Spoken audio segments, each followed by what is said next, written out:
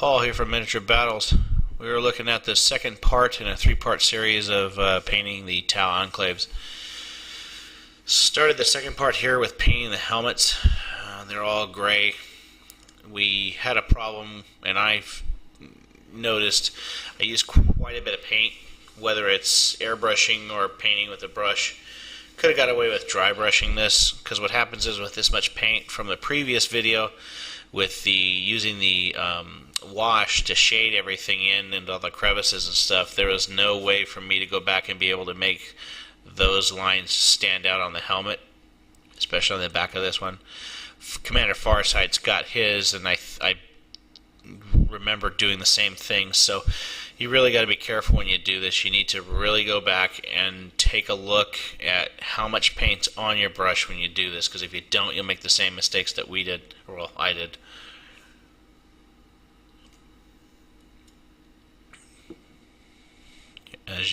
Here we go. As you can see, I rolled right over all of it and just, completely blew out the wash that was already there. So keep it in mind when you're painting your models, whatever colors they are. Farsight's a lot of fun to paint. I did enjoy painting it, even though I blew out a couple of sections on it. I did his fronts. Yeah, I did the fronts of this one, and I noticed something too on the fronts. When I did the legs on this, I noticed how much paint I had from the helmet, and I was doing the same thing on the legs, and I eventually caught it, and you'll see it coming up. Whereas the next, after I do both these legs, you'll take a look at the shield, and the shield, I had a lot less paint on this, and you don't need a lot of paint especially when it comes to the grays and the light colors, to be able to make the picture that you're trying to paint pop out. And as you see right there, there's a lot less paint on that brush, and it looks the same, and it dries a lot quicker. So keep that in mind when you're doing this. Whenever you go and do these, you're always going to have a little bit of overlay. I did that there, as you can see on the top of at the bottom of the shield there, where the gray kind of lapped over. Just go back in there later on and color that in with the Mephiston red or the corn red, depending on where you are in the painting process. I went over it with a corn red just to kind of give it a little bit of added detail. Once I got done with this part, decided to move on. I had to paint. I had to paint this part because kind of forgot it. And it is part of the helmet, and the whole helmet's gray. Once that was done, I got out and got a little bit of better feel for the paints I was using.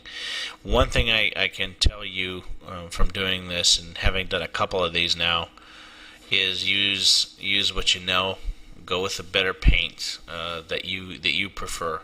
This is all Citadel line, and some of it's old Citadel line, which you'll find they've changed the names and whatnot. But you're looking at edging now, and the edging here is basically the old blood red. And I want to say that the new red is I want to say it's Evil something or other, Evil Sun Scarlet or Scarlet Sun or something like that. But basically all I'm doing is edging the model here to give it that extra highlights and stuff.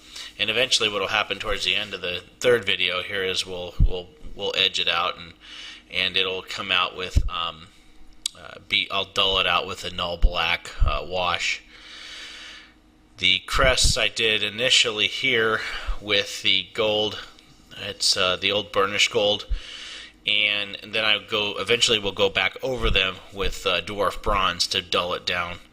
As you can see, I went right through the line again and put it right over the top of the line that you can't see now there's any kind of shading in there. So if I've got to go back in and wash it, I've got to wash it in a lighter color and then go back through and hit the burnished gold again, or skip it and go forward.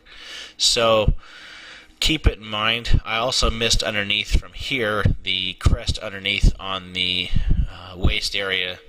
I go back in, and there's a lot of the things on the models that you'll see that have been filled in after video has been cut. The video here is showing the burnished gold going on all the sections that need it, and then it'll go back in and fill them in later. And you'll notice the same thing with the plasma gun he's carrying has been changed because I had gone in and filled it in as well off camera. The last part of this, after we do the gold here, is going to be the feathering for the tape and painting that white and getting it down. The white that I used, if I'm not mistaken, is the new Screaming Skull, and I like the color. I think that it came out pretty good, and then it laid out real well for me. And that's the end of part 2 of the Tau Enclaves. If you're on the YouTube website or on the YouTube link, go to our website, miniaturebattles.com, and send us a contact email if you have any questions. This is Paul saying we'll see you in video 3 of the Tau Enclaves.